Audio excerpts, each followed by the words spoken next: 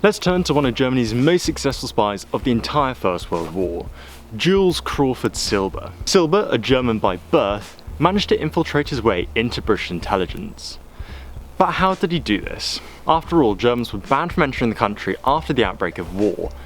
But Silber only entered the country in September 1914, after the outbreak of hostilities.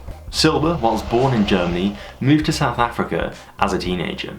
It was here that he learned English, Afrikaans and Zulu.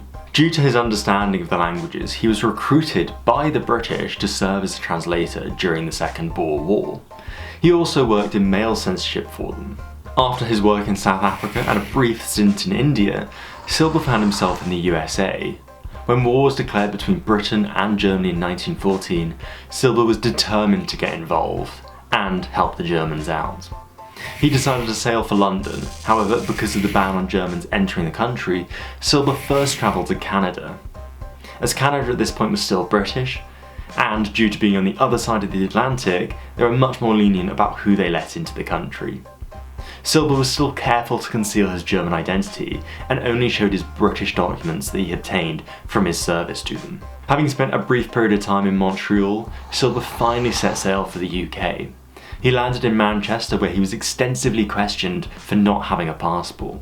Eventually, he was granted entry into the UK. Silber next travelled to London, where he was interviewed by a British Army colonel for a position in the mail censorship office.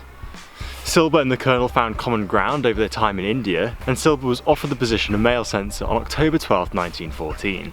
This was a highly sensitive role that involved opening the post of frontline soldiers and removing sensitive information. Silber was therefore in a privileged position to see some very sensitive information. Whenever he saw something useful, Silber would use pre-stamped and pre-cleared envelopes and use microfilm and send the information back to Germany.